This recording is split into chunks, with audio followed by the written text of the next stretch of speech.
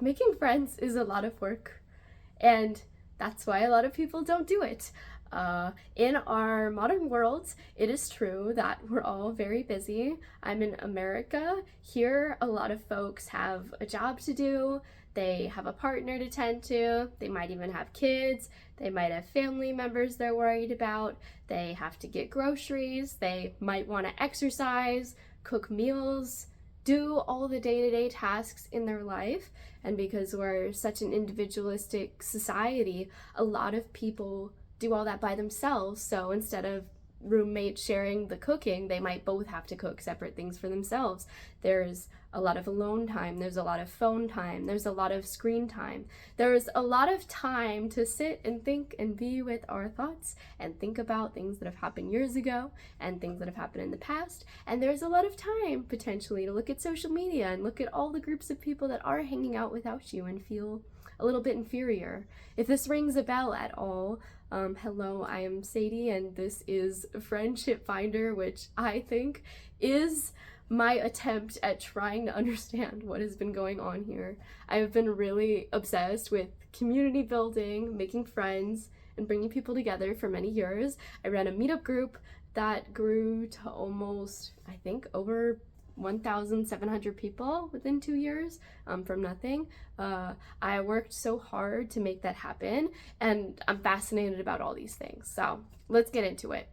So in terms of why a lot of people feel like they don't have friends, this doesn't always happen when people are in school. When you're going to the same school especially, you tend to run into people and form networks, and it happens quite naturally. That can happen when people are children, they're playing with the neighbors in the street. It can happen when you're in college and you're in all the same classes with people. You start to connect, you form bonds, and it can happen just doing the same things with people. But as adults, there are often less ready-made networks for that, especially in this age of a lot of folks remote working, or maybe working hybrid where half the time they're alone. Even at work, there's not a guarantee there are people who are good fits for people to become friends with. There is less socializing than ever, and a lot of folks go to different network opportunities to try and meet people within the realm of business. It might not be an area they're looking to make friends in. And not everybody has a job that they're even social, even if they are around people. A lot of work is very solitary, at your desk, get this done. And especially in terms of thinking about people in modern society, adults tend to have more trouble making friends, and there is a lot of pressure and onus on the individual to form a romantic relationship to get that form of emotional support. Obviously, there's other sources of support you can get from a romantic connection that you can't from a friend. Obviously, that's the nature of the beast, but I can't tell you how many people I've met in my life, met in the meetup, met just throughout my days, that are like, I'm so lonely, I just want a girlfriend, I just want a boyfriend that would fix me. And there's almost this existential belief that having a romantic relationship will fix things, and it puts us at an interesting position to replace what historically was the community and the society and every single network you had with just one person. A lot of the time we don't probably go to our work for our personal emotional needs. It is true, more people than ever go to therapy, and that could be argued it's because people are isolated. I think it's great people are thinking about their mental health, but people want someone to talk to. There are so many studies that say people are lonely nowadays, and who's to say if that was always the case historically? But one thing is true, people historically were in more communal societies. There were more nuclear family units and people being together in that unit. There were also more macro societies where people would be living in close contact and see each other frequently and go to activities. Now, obviously it's a double-edged sword, because there were forms of conformity that were expected in these societies that didn't let everyone live their identities freely and didn't let everyone explore what they needed to in terms of their life and their religion and their way, their happiness. Having a different job from your family wasn't always seen as acceptable. So there are good things about being in the culture we're in now, but we're more disparate. And especially if you're not someone who attends regular religious practices, you might not have a super stable network of people. A lot of religious networks do a really good job of trying to bring people together, and this is your community and this is a foundation. But not everyone practices a religion, and even if you do, it's not the end-all be-all everything. There are wait lists for activities all the time, and not everything's a good fit for everyone, and not everyone's in a good area to meet all kinds of people. So where do people go if they're feeling this social void? A lot of people go, like I said, to dating apps. They try to date, they think that will solve the problem. And I mean, I can tell you from all my years of knowing many, many people, the more pressure you put on a romantic partner to meet all your needs, the more difficult it can be sometimes to keep up that arrangement, because you get more frustrated if somebody doesn't meet up to expectations in every area, because you want them to be the person you can do everything with and explore everything with. And most romantic partners don't have every single hobby in common. Some have some different interests, different beliefs. Obviously, depending on who you are, you want some level of similarity probably, but nobody's gonna have 100% overlap. So in the way I think about it, I always think about it like, wouldn't it be great to have a community network that could fulfill needs that your romantic partner couldn't meet? And also, so you don't have to be in a relationship all the time. Not everyone wants to be in a romantic relationship all the time, and also people don't tend to run into people every single day they're compatible with romantically. Sometimes it takes many years. Some people it doesn't happen to, and that's okay. It's not something that's promised, and that's a whole other conversation about how to make that happen. But I think so much focus, and there's a lot of, dating coaches, a lot of dating videos, a lot of people being very concerned with how do we get people romantic connection. Well, there is a place for that in society. I feel like much more important than that is, how do we get all the people who are lonely less lonely? Because a lot of the people who are chronically lonely are really struggling in their lives. They might not have anyone to talk to. And I have run the gamut with exploring different opportunities, and I can tell you that a lot of friendship opportunities become manual.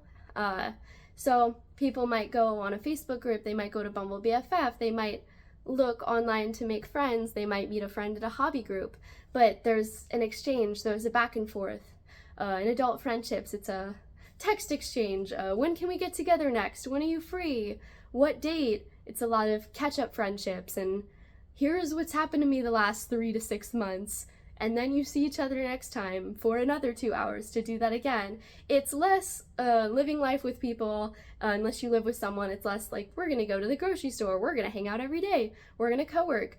That's almost a life stage that's perceived as being more around the age of college, young 20s, more numbers of people. And then as people on average tend to get more serious about their lives and habits and careers and wanting more stability, the social stuff falls by the wayside more, and people get to a point where they don't want to put in all this effort anymore, especially because typically there's a small number of people who are the inviters and hosters, and the ones that host the things that everyone goes to, and that can be a lot of pressure on someone. And especially most friendships, I would say there's one person that initiates more than the other, so there can be a point of feeling like, am I watering dead flowers? Or, as I've talked to so many people who go on Bumble BFF, Facebook for Friends, even meetups and trying to meet people after, it's rare to find folks that aren't flaky, and it's not their fault necessarily they're flaky, because there's so much happening in life, and there's not necessarily a huge focus on friendship and building community connections in life. And to me, that doesn't really make sense, seeing all the studies about how lonely so many people are. I don't understand why it's not focused on. There are people with great social networks they already have. Maybe they're connected to people from their childhoods, they have great family networks, they live with great people, they have a romantic connection. But everyone deserves a place to go that's different than their one place they go to for everything. Folks that only have one friend group tend to find that if they ever are dealing with an issue in the friend group, anyone they talk to might accidentally share something to someone else.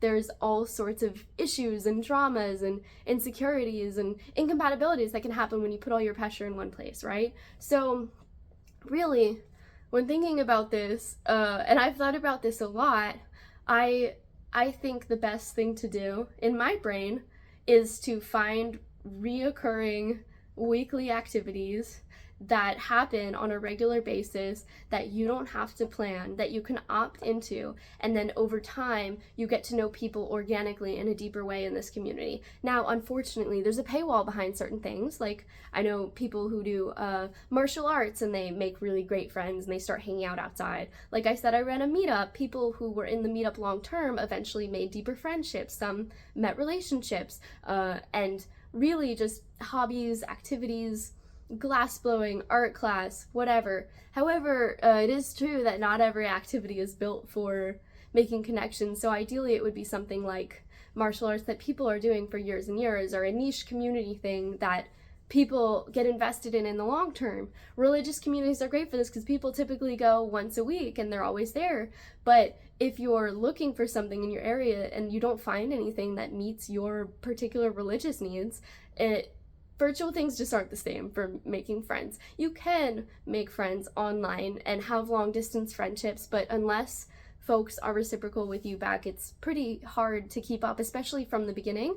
It's usually a lot more helpful to have it form through shared activities, like we play video games together, we do this. That's what I'm realizing as I look around more. I'm realizing as people go from mid-20s to late 20s, a lot of the people that still have social networks have started hanging out with the social networks that meet their hobby needs, because that's what they fit in to nourish themselves outside their busy schedule. And then whoever happens to be there, they form deeper and deeper relationships and friendships and connections with them. So really, that's what I'm thinking is better for folks to do. But like I said, there's a paywall. So even if gas is of concern to you and you're in the middle of nowhere, that can leave you more limited in terms of options. You can do virtual things, but it's less likely it's going to become something. And there are always the opportunities to make manual connections, whether that be surfing through Facebook or Bumble BFF, trying to find people in your area and just hang out. But it's a bit like dating, where you don't know who's going to be compatible and who's not. And if you go to hobby activities that you would be interested in anyways, like a cooking class, it's possible you might meet people who would fit in with you anyways, because the type of activities you want to do are what they want to do. But fact of the matter is, not everyone lives really close to a city where there's a bunch of activities. Not everyone has the bandwidth. Some people might only be able to swing, like driving 2 hours away once every 2 weeks to go to their social thing. And what a huge burden, right? What a huge burden. And while there are opportunities to form connections like this, sometimes it's superficial. Sometimes people go in and out, especially meetups. It was a constant of seeing new people and then you never see them again, or you make a good connection and somebody's moving, and lots of life transitions happen to people all the time, even people we might form relationships with. And that's why I really think that if people want more friends, they have to be the one to initiate, but that's challenging and terrifying, and people just don't have the bandwidth, which is why I think some level of reoccurring social activities is great. And especially if you want to be the one to form a reoccurring social activity in your area, you can, but it is so much work. It's so much work. So I'm not going to assume that everyone has the bandwidth to do that, but even just going to something, you don't know what you're going to get, right? A lot of folks around my age range worry that they're going to go to events and it's going to be people who are much older than them. But fact of the matter is, people in different age ranges can still have great wisdom and be really interesting to talk to. There's all these stereotypes almost from school age and growing up that we should hang out with people who are only within a couple of years of us. But I don't know about you. I get along great with my grandparents, and I don't necessarily see a need to be around people the same age as me. But that being said, there is a weird cultural feeling if you walk into a room and everyone's a couple decades older than you, and there's things you might hear them talk about life stage wise that you just can't meet. And it is a process that can be frustrating and challenging, and it is true that it can help to have hobby-based activities, because people are more motivated to be consistent when it's something they organically join, like people who do a D&D group or a game night group or an anime watch night. Like something like reoccurring is really helpful, and there are a lot of areas where you can find that thing and hop in on it. But the challenge is always that people come and go, and it's hard to know who will be reciprocal, and a lot of people who intend on being reciprocal may not have the ability. You know, people go back to school, people deal with financial challenges, people might get married, move away. You just don't know, and a lot of people transition in life, and you know, if a friend has kids, that can completely change her world or his world and mean that they're just not available for the same things anymore. I know a lot of people who have tried different activities, and things I hear about are like rock climbing groups are great because you can chat with people while you're climbing the rocks and start to get to know the regulars. But it's scary sometimes to walk up to people in a clique if you're on your own. There are the types of people who can go to a bar by themselves and just make a ton of friends. People do it. But that's an immensely terrifying thing for a lot of people who almost feel the internal sense of anxiety with that one. It is possible if you can get one person together who's willing to go with you, you can go to something and try to meet more people, but it can be a hit and miss process. And yeah, after all my years of trying, I know that just most people are not as interested in making friends, not because they don't want friends or because they're not lonely, but because the number of things we have to do in our lives is so much that it can be hard to hold on to it all. It can be hard to remember to keep up with a new person when you have all these obligations probably stacked above the making new friends priority. There aren't a lot of models of people making new friendships in their late 20s, early 30s, and so on. There aren't a lot of models of what it looks like to, you know, have a significant relationship breakup and have this massive void of time. That's often when people go out into the world and seek social engagement, but then sometimes folks are in a vulnerable place then, and wouldn't it have been great if they already had a network when they were going through hard times? Because you don't want to rely on 1 to 2 people for everything, right? And as I talk to people, as people simplify their social connections and have less time to do things as they get older, it seems to be that a lot of people end up having maybe around 5 people they consider to be great friends. Maybe somebody moves away, maybe somebody they don't talk to every 6 months, but then it's like, well, are you going to be an island? Right? And it is challenging to keep up with everyone we've ever known in our lives in this age where a lot of people move, whether it be for work, for relationships. People change, people's desires and needs change, what people do changes. If you go partying with someone and they quit drinking, what are you guys going to do together? It's not manual. And unlike in relationships, a lot of people aren't taught to have really direct conversations with people about the type of friendship it is. There are a lot of friendships that are just let's go out and have a good time and not super deep existential let's philosophize about our entire life stuff. Not everybody needs someone who has everything in common with them. Some people just need a walk friend. Some people just need to suspend judgment for a minute and realize you both like the same activity and go do it. There's not a need to meet people with the same expectation as a romantic partnership where we have to have all this stuff in common. But it's challenging to meet new people and know what could fit into the mold and know what's worth your time and not, especially if you have so little of it. And in the age where we have such a little time outside our work and outside our mandatory priorities like clean my house, cook, do stuff that I already committed to, go to sleep at a regular hour, it's pretty challenging to fit in people. So a lot of people reach a level where they just, when they're ready to go out and meet new people, they meet a couple and then they close the circuit. And it does seem like it becomes more typical to see people once every couple months at a certain point. And I don't know if it's me fighting against the life stage, but to me, how sad. Most of our ancestors spent lots of times in community, especially the further back you go. And, you know, there was an age where everyone would hang out together all the time and share their lives together. Rather than catch up friendships, you would run into people organically who lived near you, and you would naturally get to know each other. You would run into someone when you're eating and see them again and again, and that could be the start of a beautiful friendship. So in an age where it's not as manual, we need to find ways to make it manual. So that can look like, even beyond classes, maybe being a regular somewhere, like a library or a group, finding classes, volunteering. You don't usually have to pay to volunteer, but it's always hard because age range wise, I know people in my age range would rather befriend people who are going through similar things versus befriend people in very different life stages. But there is a point where it can be really interesting to talk to people in different life stages. To me, it's kind of weird that we split ourselves up like that, because people can really have great wisdom who come from different times, and you can learn a lot. And even if you make a friend that's a couple years younger than you, I like talking in your 20s, I don't think people should be making friends with people that are weird young where they're still in school, but really you might be able to learn something from each other and understand each other better.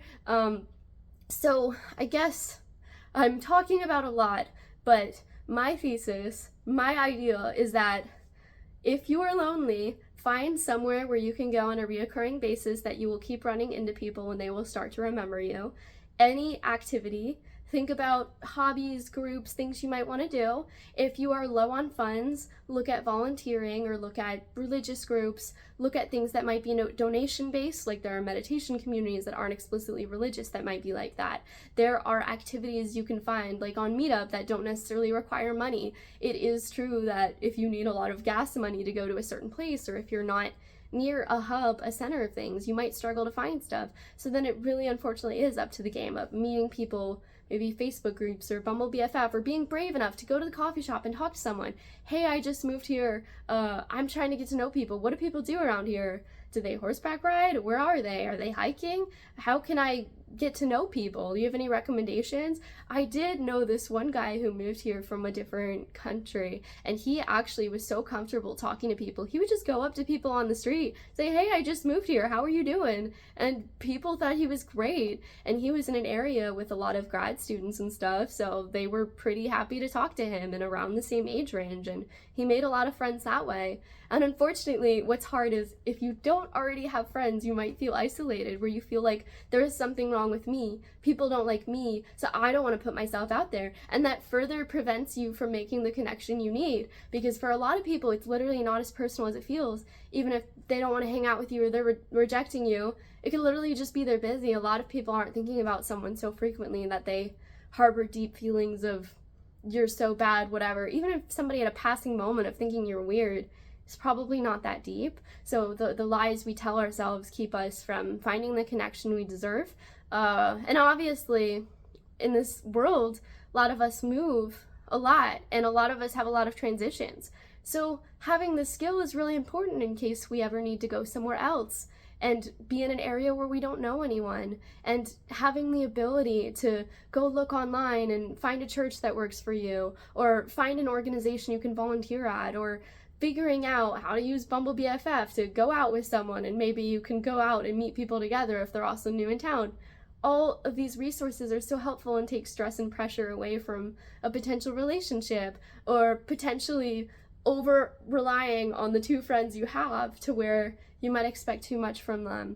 And it is hard because in a world where true connection and friendship can feel rare, sometimes it feels like, oh, I met these 3 people, I'm gonna hold on to them with all my might, but actually putting that pressure on friendships can make it more likely it's not going to work out, because you're not letting someone be themselves and ebb and flow as needed. Not everybody's available for the things we're available for. So it's a very interesting problem to have to deal with making friends as an adult, but it's definitely something I believe is worth it. And while there are many challenges socially and challenges in terms of logistics, even just the logistics of life, every time I see someone who is a close friend of mine, it's the most fulfilling I've ever felt in my life, and I'm soaring high and I'm on air, and I release all these ruminations I was having about my life and myself and my world, because living alongside others is such a beautiful thing.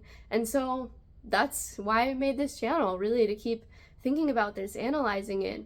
How can we make this happen? And I think adding a weekly thing to your calendar that is reoccurring is a lot less work than constantly working with friends. Let's meet again. What do you think about this restaurant? What do you think about this coffee shop? Oh no, it's raining. We can't do a walk anymore. Change it. So if it's a time issue, That's what I'd say, a reoccurring thing. And then if people are trying to hang out with you, you can say, look, I don't have a lot of free time, but every Tuesday I do trivia, or every Thursday I go dancing. I'd love to see you there. And then maybe certain people will drift from you if you don't have time to plan it, but being around the people who have shared hobbies with you is a really easy way to keep it up. So that's my thinking, that's my feeling.